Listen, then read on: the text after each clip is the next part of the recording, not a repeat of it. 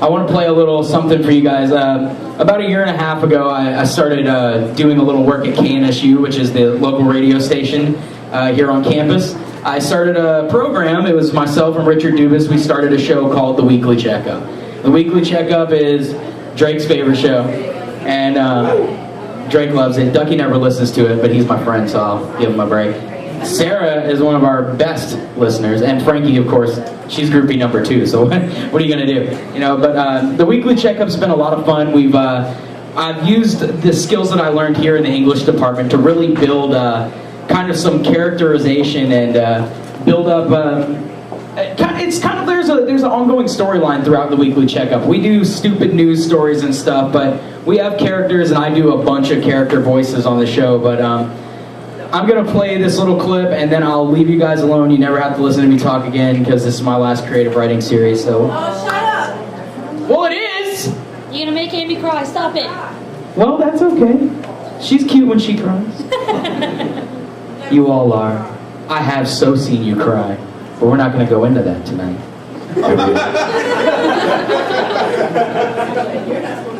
So, just to introduce the clip a little bit, the week before this, my character's name is Professor Programmer. And Professor Programmer is the guy behind the scenes who always makes the show work. The problem is that Professor Programmer isn't behind the scenes, he's actually on the show. And for the first year of the program, I sat there and yelled at Richard Dubas live on the radio every single night, and it was hilarious. But now we've kind of come to a point where our characters are solidified, he knows what he's doing, so Professor Programmer is just kind of a pissed off warlock who sits around casting spells and making the world a better place, really. So, the week before this, Professor Programmer got to do his own show because Dr. Apples was missing. He was at a zebra birthing convention. Dr. Apples is actually a doctor. He has a PhD in zebra birthing, and he's esteemed. He was at a convention doing a speech. He was a keynote speaker, and he was going to show everyone how to properly birth a zebra. Well, there were complications. You see, the zebra was actually sideways inside of its mother, and when Dr. Apples attempted to straighten out the young zebra child, the one hooked foot came out and hit him right in the forehead, which was fine. He was fine after that, but there were a bunch of hippopotamus running by, and they just kind of, squished him into applesauce. So Professor Programmer was distraught by learning this, even though he was really excited to have his own show, because he really can't live in a world without Dr. Apples. And so the next week for our Halloween show, Professor Programmer decided to bring Dr. Apples back, and this is how he did it. I hope you guys enjoy it, and thanks a lot for listening to me talk for like 15 minutes or whatever.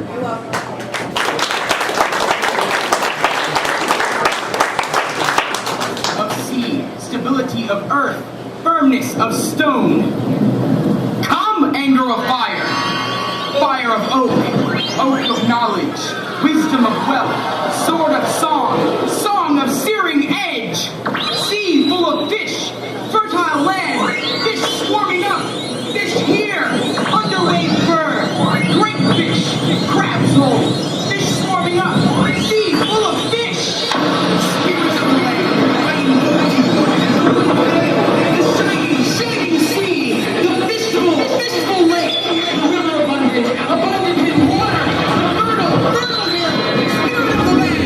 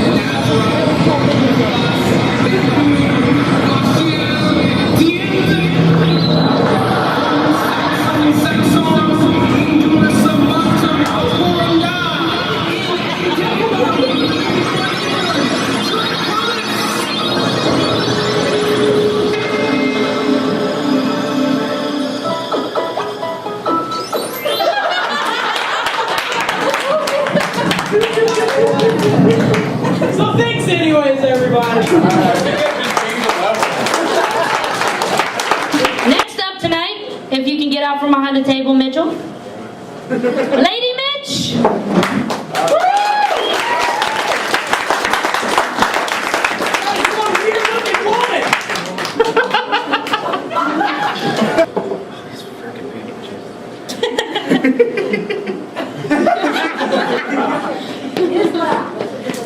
I haven't been to a reading for a while. I've actually never read before, but I think I've had enough beer to be at that point. I think I'm good. So I'm gonna start off with something I wrote pretty recently. Like one day I just had to peace out and be like, I cannot hang out in Thibodaux and go to class. This is not happening. So I drove out to Addis because it's right on the Mississippi. They got a levee. I went behind there, chilled out for like 3 hours and watched the sunrise, and that's what happened there. So here's the poetry I wrote from that happening. I don't really have a title for any of my stuff either. That usually doesn't happen. Am I standing close enough to the mic? I don't know. A little closer? Yeah, there you go. Should be closer. I should be closer. This is better? You should always be closer. Okay. That's a good rule. Okay. When does the sun rise? I guess that was kind of a title, damn. I'm waiting for my second wind to carry me across a hill, heavy laden with dew. Down the slabby crag I dwindle, roots sticking out from mud, walls dug in by men. A tug shifts gently on the blue passing by. I sailed and stepped over the broken rocks, jagged and toothy grimace. My second wind sweeps by, lazily rustling the leaves to a low hum. Bitter is better when there is no sweet, in the trench where I sat held less life than the lifeless me. Clouds huff and puff the breath of my second wind. Torn apart by time, left a rash by sin, I remain here. This body coaxed and taunted by my second wind.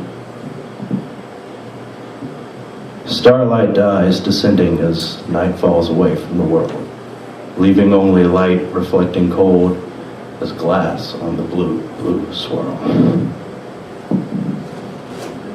Dogwood and dead eyes roll with my second wind, blowing plastic across the hill. And my second wind is denied by no hillside or dark crevice lined with piles and piles of what is left.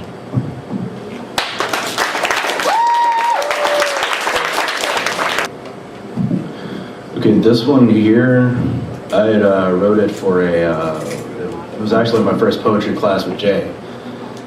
I think it was the first poem I turned in. And I really don't remember why or what was going on, why I wrote it. But people seemed to like it, so I'll read that one now.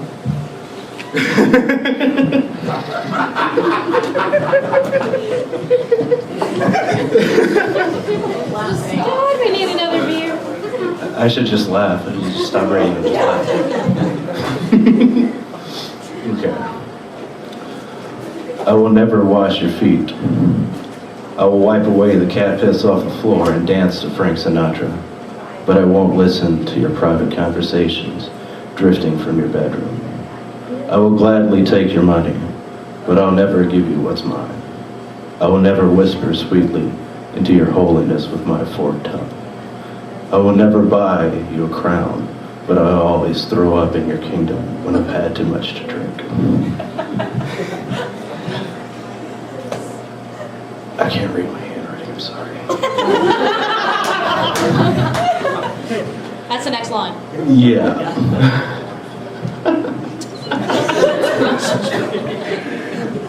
I'm sorry. I will grudgingly eat your dinner and insist to wash the dishes, but you'll never lick me. I will never fondly reminisce your kind words, but I will always reflect on the violence of strangers.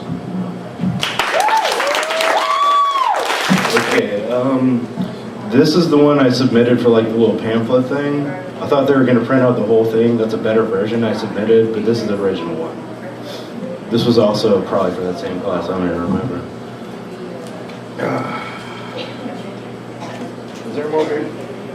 I was trying. Okay, I'll keep going.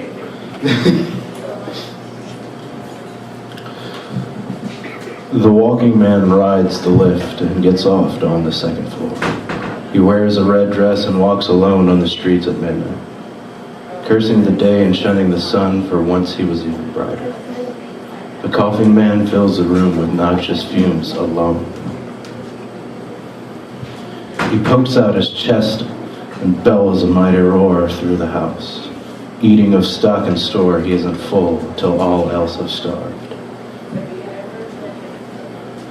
The ferryman waits on the dock by his boat, waiting for his fee to take you across the river of bones. He grows impatient, steadily drumming his fingers on your hollow skull. The laughing man grows still and quiet to silence his beating heart and sleep forever.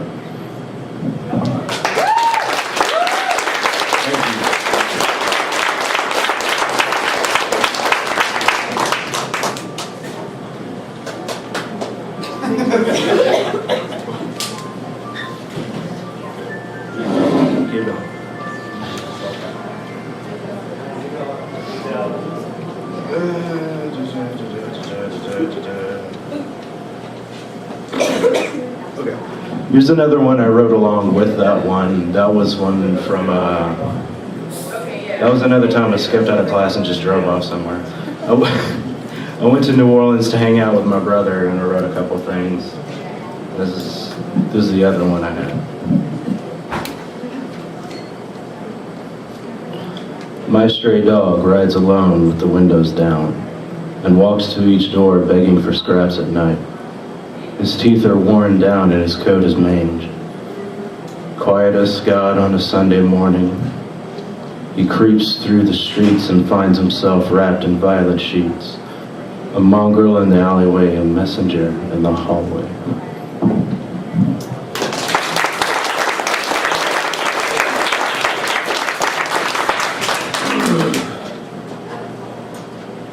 This one's good. Forgot I had this one here. I don't even remember writing this one, but it's good. Then it was dusk in my sandy vagina, where creatures began to crawl from my deepest crevices, their morning cry groping and biting at my low-hanging breasts, their eyes filled with tears and their fists filled with rage to fight me for entombing them in darkness, or perhaps from waking these trolls from an ancient sleep. Balls of greed and pride shouting just to be heard over each other in the dim shadows. In my corner of this world, me only wanting to shake them back into the oblivion from where they came.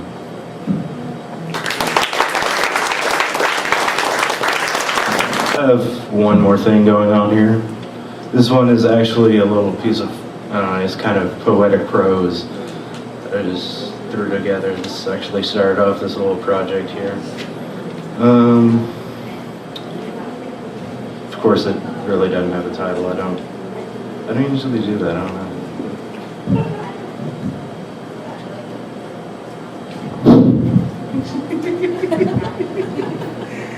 Oh, good times, good times.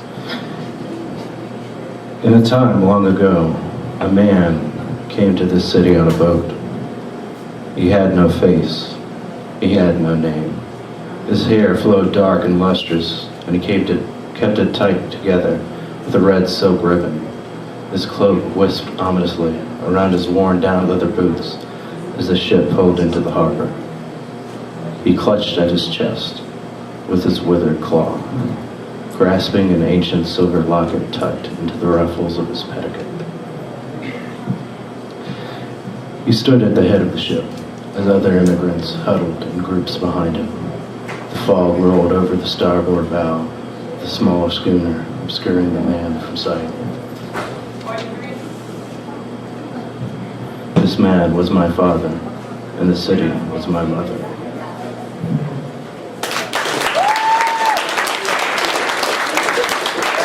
Thank you, everybody. Thank you.